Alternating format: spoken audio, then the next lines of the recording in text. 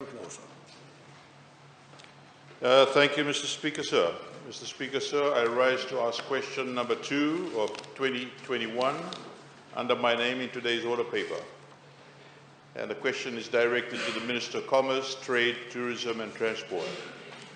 Can the Minister please explain what assistance is available for MSMEs in Fiji, especially in light of the COVID-19 pandemic and Tropical Cyclone Yasa and Tropical Cyclone Anna? Thank you.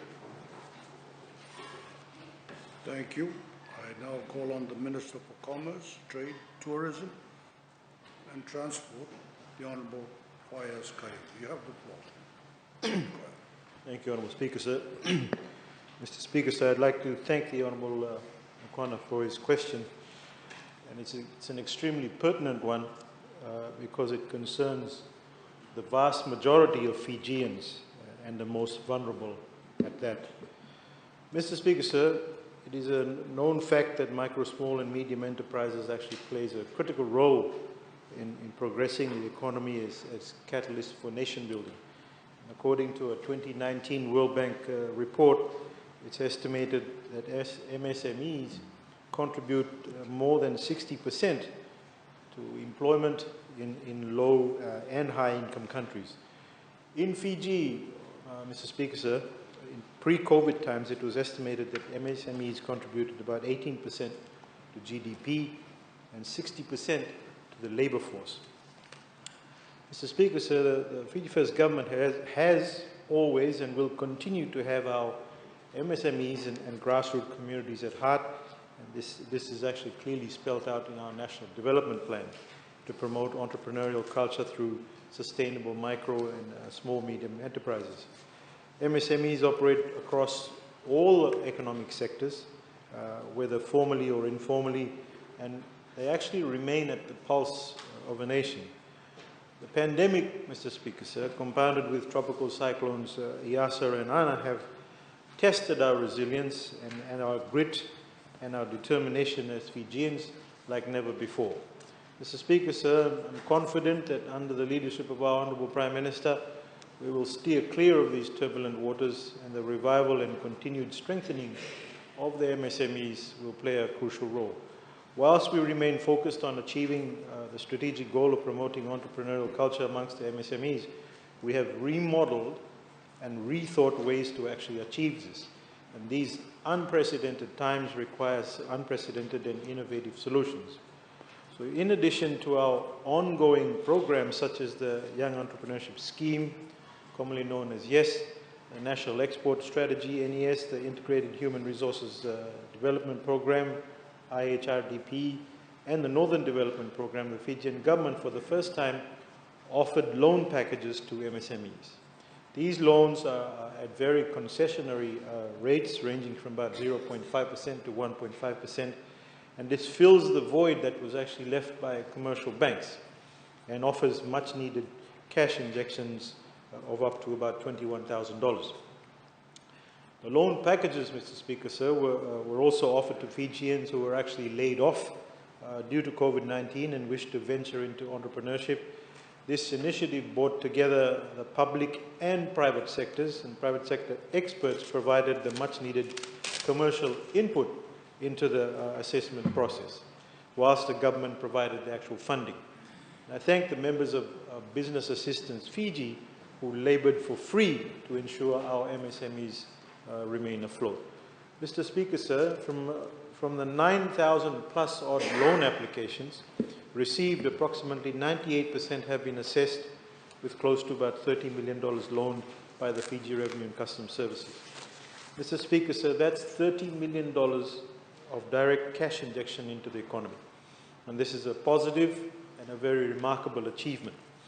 However, Mr. Speaker, sir, I wish to remind this august House that this is actually a loan, and meaning that this money will need to be repaid after a grace period of about a year. And we expect that these MSMEs will honour this arrangement. Mr. Speaker, sir, in addition to the concessional loans, the Ministry through various MSE programs has funded over 830,000 MSME projects in various sectors, And the Ministry, through the MSME Fiji and cooperatives teams, offers business savvy training, which has helped more than 2,000 odd businesses in actually understanding their costs, their pricing, the planning and forecasts, and post-disaster business recovery. And we will continue to provide mentoring and guidance. Mr. Speaker, sir, we also have set up a dedicated hotline, a helpline, which is 998-6014, to allow the public access MSME-related information and advice. In addition, the business-related guide is available on the BizFiji portal, and we continue to remain engaged with our MSMEs on a daily basis through routine visits. In fact, Mr. Speaker, sir, our cooperatives teams have just returned from Didea. Last week we undertook business advisory and monitoring. We also registered a women-based cooperative, and that actually processes virgin coconut oil and will diversify into retail soon.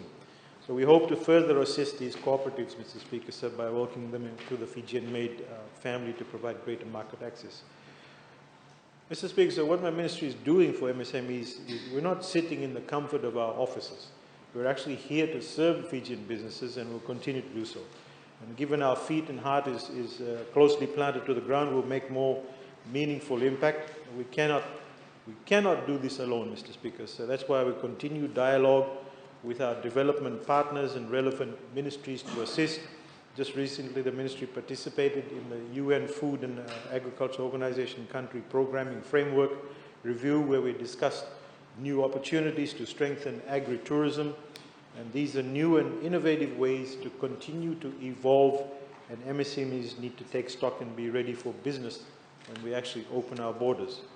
The ministry actually plans to submit more project proposals in conjunction with International Aid Division of the Ministry of Economy to donor agencies, emphasizing the role of MSMEs in agriculture and tourism, sir. Our support, Mr. Speaker, sir, will continue, and more so in light of tropical cyclones Yasser and Ana, especially in the north. Through the NDP, we'll be processing applications and releasing funds soon. Mr. Speaker, sir, we've been very proactive, and once again have partnered with International Finance Corporation to conduct a business impact survey post-TC Yasser, and based on the preliminary results from more than about 1,500 odd respondents, it is estimated that businesses have suffered around more than $25 million odd in losses and damages. All in all, despite our hard times, Mr. Speaker, so we remain positive and forward-looking. With the right support in targeted areas, we continue to create an enabling environment for our MSMEs and the wider business community. In closing, sir, Mr. Speaker, going forward, we have a number of reforms that will continue to improve the business environment, especially for MSMEs. And we are working on the finalization of the MSME Act, Investment Bill, and amendments to the Cooperatives Act. And Mr. Speaker, sir, I intend to make a ministerial statement later on this week in which we will elaborate in the critical role the ministry is actually playing in economic recovery. I thank you, sir.